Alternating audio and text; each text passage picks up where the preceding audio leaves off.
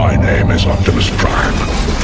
We are autonomous robotic organisms from the planet Cybertron.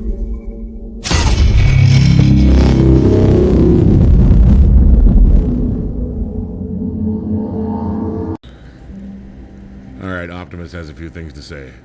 Or I do. And if you're wondering what it is, it's just my wallet.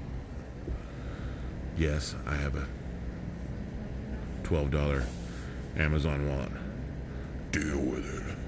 Okay, so if you guys know who Tony Vera is, he just came out with a video questioning why Furry Potato films synagogues. Now, why would he have a problem with freedom when technically he's paparazzi and he gets up in people's faces, albeit not as aggressive as some of the paparazzi out there, but that's his job, to literally harass people. Furry Potato films quietly without saying anything on a public sidewalk where she's legally allowed to be. And suddenly that's harassment. Tony, perception check, bro. Seriously. You're more of a harasser than she is. But why do you have a problem with it? Is it because she makes more money at you than you do? Or a little bit more popular? I mean, what is it? What is it that you guys have a problem with for filming quietly on a sidewalk? Don Ski, props out to you, bro, and your comment on Tony Vera's channel. First Amendment audits happen everywhere and anywhere in public. I think that should be fucking on a t-shirt, because that's what it is, literally. And you can argue, oh, it's just filming in public, or an audit has to be at a church, has to be at a courthouse or a law office or a police station. Why? Why can't you educate the public on what you're allowed to do and inform? Besides, churches should be the fucking last place you have violence, right? I mean, Allah Akbar, you know, fuck now, I'm gonna hit you because you're recording me. It's the dumbing down of society. And, you know, I just don't understand why you guys have a problem with it. It blows my fucking mind. Oh, I don't, somebody made a comment on Tony Vera's channel, I don't think we should do churches. We should just stick to the law offices and the courts. Excuse me, the courts and the law offices. I believe that was a direct quote. Oh yeah, so let's take away one part of our freedom and substitute for security, huh? Somebody can post in the comments who was the famous person that made a statement about that. Check yourself, Tony. She's legally allowed to record quietly in public. You're legally allowed to get in people's faces and harass them while they're just trying to travel. Chairman Nadler, Ranking Member Collins, and distinguished members of Congress. My name is Amy Swearer, and I am the Senior Legal Policy Analyst at the Heritage Foundation's Ed Meese Center for Legal and Judicial Studies. Just as doctors can only recommend an effective treatment plan if they first form a correct diagnosis based on accurate assessment of the symptoms, policy analysts and policy makers must have an accurate understanding of the societal problems they are seeking to combat. Unfortunately, too many policymakers appear completely uninformed about basic factual realities related to guns and gun violence.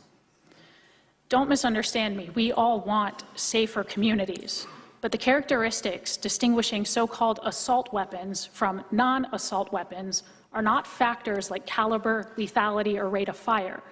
Proposals to ban scary-looking features like barrel shrouds or pistol grips are, for all intents and purposes, proposals to force law-abiding citizens to own guns that are harder for them to handle, harder to fire accurately, and more likely to cause them injuries, even when they are being used for lawful purposes.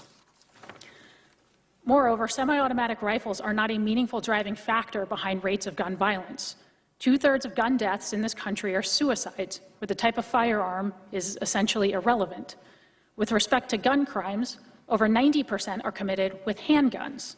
Rifles of any kind are definitively used in only 3 to 4% of gun homicides every year, and an American citizen is 4 times as likely to be stabbed to death than they are to be shot to death with a rifle of any kind. Despite frequent claims that semi-automatic rifles are the weapon of choice for mass public shooters, in the last decade, over half of these shootings have been carried out with handguns alone. On the other hand, semi-automatic rifles like the AR-15 are so well suited for defensive action against threats in a civilian context that the Department of Homeland Security quite literally designates them as personal defense weapons for law enforcement officers. It is little wonder, then, that millions of law-abiding citizens in this country also choose these types of semi-automatic rifles as their own personal defense weapons. Far from needing to be protected from these rifles, law-abiding Americans benefit when they are allowed to defend themselves with them, particularly in situations where they are outnumbered. Just last week, a homeowner in Rockdale County, Georgia, relied on his scary-looking semi-automatic assault weapon to defend himself against 3 masked teens armed with at least 1 handgun who tried to rob him and other residents in their own front yard. Ironically, the rifle deemed an assault weapon by many in this room was used defensively to protect innocent people against assault, while the perpetrators used a non-assault weapon offensively to commit actual assault. Importantly, some of the most famous examples of the defensive use of assault weapons by civilians come from scenarios where the government has been either unable or unwilling to defend entire communities from large-scale civil unrest.